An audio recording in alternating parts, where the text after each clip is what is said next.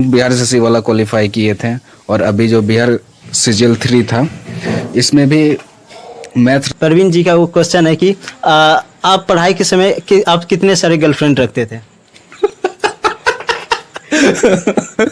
Reasoning में, लेकिन कुछ एक छोटा सा तर्क रहता है जो हमारा दिमाग वहाँ पे काम नहीं करता है, तो प्रैक्टिस के थ्रू ही उस तर्क को ही हम समझ सकते हैं। तो प्रैक्टिस मैथ्स और रीजनिंग में बहुत ज़रूरी है।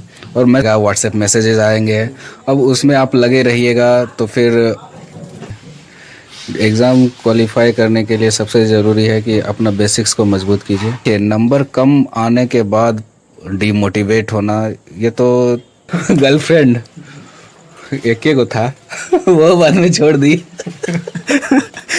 आपका तो जॉब है फिर भी। अरे जॉब होने के बाद ही छोड़ दी। ਹੱਸਦੇ ਚਿਹਰਿਆਂ ਦਾ ਮਤਲਬ ਇਹ ਨਹੀਂ ਹੁੰਦਾ ਕਿ ਉਹਨਾਂ ਨੂੰ ਕਦੇ ਕੋਈ ਤਕਲੀਫ ਨਹੀਂ ਹੁੰਦੀ। ਉਹਦਾ ਮਤਲਬ ਇਹ ਹੁੰਦਾ ਕਿ ਇਹਨਾਂ ਨੂੰ ਤਕਲੀਫਾਂ ਨਾਲ ਡੀਲ करना ਹੁੰਦਾ। नमस्कार दोस्तों, कैसे हैं आप सभी? स्वागत है फिर से एक नए वीडियो में। आज का वीडियो काफ़ी खास होने वाला है क्योंकि आज हम जिनका इंटरव्यू लेने वाले हैं उन्होंने काफ़ी सारे कम्पिटिटिव एग्ज़ाम क्वालिफाई किए हैं। एग्जाम्पल के तौर पे हम बताएं तो Bihar SI, Bihar constable, Bihar SSC, railway, वर्तमान में वो राजस्व कर्मचारी के स्तर पर पद पर कार्यरत हैं। तो चलिए डायरेक्ट हम उन्हीं से बात करते हैं। सबसे पहले हम इनसे बात करना चाहेंगे कि आजकल किसी भी स्टूडेंट को एक एग्ज़ाम क्वालिफाई करना मुश्किल हो रहा है, जो कि विद्या जी ने उन्होंने एक नहीं दो नहीं काफ़ी सारे एग्ज़ाम क्वालिफाई कर चुके हैं। तो हम जानना चाहेंगे किस तरह से आप एग्ज़ाम क्वालिफाई करते हैं, क्या आपके पास कोई एक्सटर्नल मैजिक है या फिर जादू है, किस तरह से आप एग्ज़ाम को क्वालिफाई कर लेते हैं? देखिए, जादू जैसा कोई भी चीज़ नहीं रहता है। एग्ज़ाम क्वालिफाई करने के लिए सबसे ज़रूरी है कि अपना बेसिक्स को मजबूत कीजिए। 2018-19 में हम रेलवे में ज्वाइन किए थे, तो उस समय और एग्ज़ाम का क्या सिलेबस है उसको ध्यान में रखते हुए उसका तैयारी कीजिए। अब जहाँ तक रहा कि किस तरह से हम लोग जीके जीएस पढ़ें, हिस्ट्री में बहुत ज़्यादा परेशानी होता है, कैसे ईस्वी सबको याद रखें, ये सब जो है सभी जेन्युइन प्रॉब्लम है हर एक स्टूडेंट का। तो इसके लिए होता है कि ग्रुप डिस्कशन करना ज़रूरी है। स्टूडेंट के जीवन में लाइब्रेरी कितना महत्व है? आखिर लाइब्रेरी क्यों महत्व है, दोनों बताइए आप। मतलब लाइब्रेरी महत्व है या फिर नहीं है? देखिए, जिस समय हम लोग तैयारी करते थे उस समय तो लाइब्रेरी का प्रचलन नहीं था। 2018-19 में हम रेलवे में ज्वाइन किए थे, तो उस समय लाइब्रेरी का प्रचलन उतना नहीं था, तो हम लोग ग्रुप डिस्कशन ही करते थे। लेकिन अभी देख रहे हैं कि लाइब्रेरी बहुत ज़्यादा प्रचलन में आ गया है। और जनरली ये होता है कि लाइब्रेरी में देखते हैं जहाँ हम लोग हमारे जैसे ही 40-50 लोग और पढ़ रहे हैं, तो कहीं ना कहीं एक हम लोग के अंदर में कंपटीशन ये जागता है कि अगर हम नहीं भी पढ़ रहे हैं तो फिर भी वहाँ पे जा रहे हैं तो 50 लोग ऐसे हम लोग देख रहे हैं कि वो लोग पढ़ रहे हैं। यानी कि कंपटीशन किस तरह से टफ हो जा रहा है वो हम अपने आँखों से देख रहे हैं। और जिससे क्या होता है कि जब हम दूसरे को देखते हैं पढ़ते हुए तो हम भी हम मेरे अंदर भी पढ़ने का हाँ, तो ये ज़रूरी है ही। जिस तरह से अभी दौर चल रहा है तो इसमें तो लाइब्रेरी का थोड़ा इम्पोर्टेंस बहुत ज़्यादा बढ़ गया है। तो जैसा कि आपने बताया कि लाइब्रेरी काफ़ी इम्पोर्टेंट हो जाता है, क्योंकि लाइब्रेरी एक माहौल दे देती है आपको पढ़ने का। एक जिसके पास काफ़ी बुक नहीं होता है तो लाइब्रेरी में बुक अवेलेबल होता है, तो वहाँ से अभी पढ़ सकते हैं। बुक भी अभी देख रहे हैं कि लाइब्रेरी में एसी भी है, तो बिजली का भी व्यवस्था रहता है। जनरली हम लोग जिस समय कल तैयारी करते थे, घर पे तैयारी करते थे, तो उसमें अब लाइट चले गया, गर्मी लग रहा है, तो उसमें थोड़ा दिक्कत होता था। लेकिन अभी इतना सुविधा होने के बाद भी थोड़ा स्टूडेंट को भी लगता है, सुविधा मिलने के बाद उन लोगों को भी पढ़ना थोड़ा ज़्यादा कंफर्टेबल हो गया है। और आजकल जैसे कि आपने इतने सारे एग्ज़ाम क्वालिफाई किए, एक्सपीरियंस भी है, तो जो अभी बिगनर स्टूडेंट है या फिर पहली बार तैयारी कर रहा है या फिर तैयारी भी कर रहा है वो सफल नहीं हो पा रहा है, तो उसको आप क्या एडवाइस देंगे कि वो किस रणनीति को अपनाए जो कि क्वालिफाई कर जाए? देखिए, तैयारी करने के लिए सबसे पहले जो पहले भी बताएं कि बेसिक्स को मजबूत करना है। तो बेसिक को मजबूत करने के लिए सबसे पहले आपको जो भी सब्जेक्ट वाइज है उसको एक बार तो आप पढ़ लीजिए सब्जेक्टिव फॉर्म में।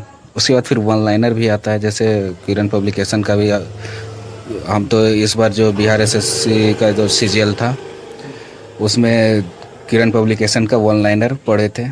तो उसमें था क्या कि एनसीईआरटी का जो भी था उसका सार उसमें था, तो उससे बहुत ज़्यादा हेल्प भी मिला।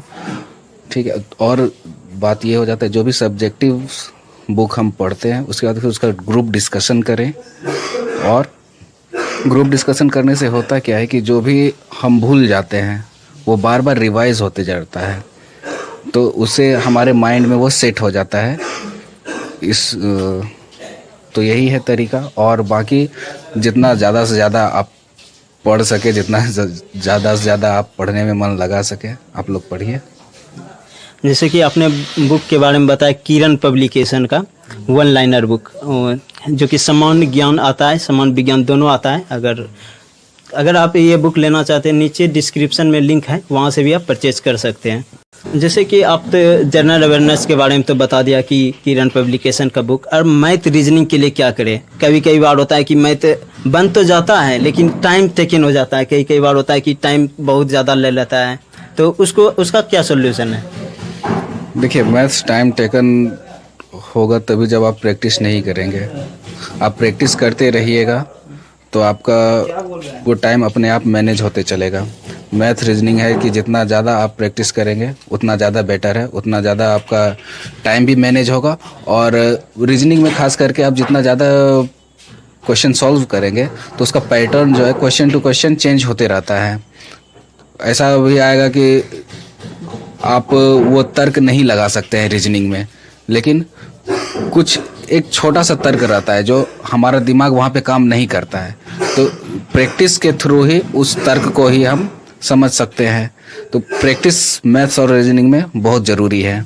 और मैथ्स और रीजनिंग में जो हम बिहार एसएससी वाला क्वालिफाई किए थे और अभी जो बिहार सीजीएल 3 था, इसमें भी मैथ रीजनिंग जो है थोड़ा इजी ही था, क्योंकि इसका किरण पब्लिकेशन का आपका मैथ्स और रीजनिंग जो एसएससी का था उसी को हम सॉल्व किए थे, तो उससे हमको थोड़ा इसको सॉल्व करने में आसानी हुआ क्वेश्चन पेपर को। और काफ़ी सारे स्टूडेंट का ये भी प्रॉब्लम आता है, जब वो मॉक देते हैं या फिर टेस्ट देते हैं तो उसमें नंबर कम आ जाता है, तो उससे डिमोटिवेट हो जाता है कि अब मेरा सिलेक्शन होगा या नहीं होगा। तो इस तरह से हो जाता है कि पढ़ने में मन नहीं लगने लगता है। क्या आपके साथ भी इस तरह का घटना होता था या नहीं? देखिए, नंबर कम आने के बाद डिमोटिवेट होना ये तो ठीक बात नहीं है, क्योंकि जब आप मॉक देते हैं उसमें अगर कम नंबर आ जाता है तो आपको ये देख के मोटिवेट होना चाहिए कि कोई आपसे ज़्यादा भी नंबर ला रहा है तो आप भी ला सकते हैं, क्योंकि वो तैयारी कर रहा है तो आप भी तैयारी कर रहे हैं। तो उस हिसाब से आपको अपना जो है तैयारी का करने का स्तर उसको ऊपर करना होगा, और डीमोटिवेट होने से काम नहीं चलेगा, क्योंकि कंपटीशन बहुत ज़्यादा है। और जैसा कि अभी हम लाइब्रेरी के बारे में भी बता रहे थे कि वहाँ पे जब जाते हैं तो आपके जैसा एक छोटा सा कमरा में ही, एक छोटा सा हॉल में ही आपको 50-60 आदमी मिल जाएंगे, आपके कॉम्पिटिटर मिल जाएंगे। तो उस तरह से अगर आप कम मार्क्स आने के बाद आप डिमोटिवेट हो जाएंगे तो एग्ज़ाम क्वालिफाई कैसे करेंगे? तो कम मार्क्स आया तो उससे आप मोटिवेट होइए कि कोई आपसे ज़्यादा नंबर ला रहा है और आप उससे ज़्यादा नंबर ला सकते हैं। काफ़ी बार होता है कि दिमाग भटक जाता है, जैसे कि मोबाइल चलाते हैं तो रील्स देखने लगते हैं या फिर शॉर्ट्स देखने लगते हैं, उस तरीके से मोबाइल ज़्यादा यूज़ करने लगते हैं और पढ़ाई थोड़ा सा कम हो जाता है। तो आपका क्या इस पर टिप्पणी है? देखिए, वर्तमान समय में जो है अभी तो ऑनलाइन क्लासेस बहुत ज़्यादा चल रहा है। अब ऑनलाइन क्लासेस के बीच में कुछ नोटिफिकेशन आएगा, व्हाट्सएप मैसेजेस आएंगे, अब उसमें आप लगे रहिएगा तो फिर आप अपने टारगेट से डिस्ट्रैक्ट हो रहे हैं।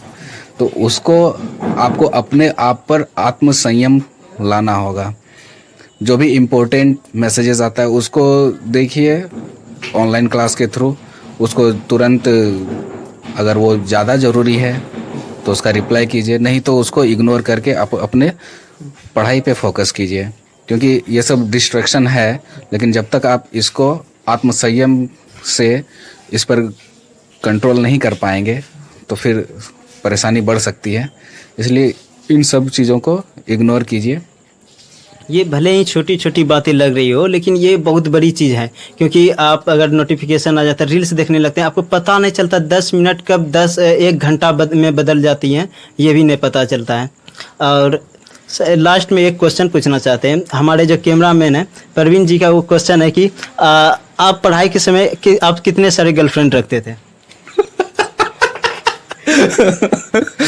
गर्लफ्रेंड एक को था, वो बाद में छोड़ दी। आपका तो जॉब है फिर भी। अरे जॉब होने के बाद ही छोड़ दी। ਹੱਸਦੇ ਚਿਹਰਿਆਂ ਦਾ ਮਤਲਬ ਇਹ ਨਹੀਂ ਹੁੰਦਾ ਕਿ ਉਹਨਾਂ ਨੂੰ ਕਦੇ ਕੋਈ ਤਕਲੀਫ ਨਹੀਂ ਹੁੰਦੀ। ਉਹਦਾ ਮਤਲਬ ਇਹ ਹੁੰਦਾ ਕਿ ਇਹਨਾਂ ਨੂੰ ਤਕਲੀਫਾਂ ਨਾਲ ਡੀਲ ਕਰਨਾ ਹੁੰਦਾ। आप समझ सकते हैं, जब जिसका जॉब है फिर भी हो सकता है, इसीलिए पढ़ना बहुत ज़रूरी है, नहीं तो कभी भी ब्रेकअप हो सकता है। आज के ब्लॉग में बस इतना ही, मिलते हैं फिर से नए वीडियो के साथ, तब तक के लिए बाय बाय, टेक केयर।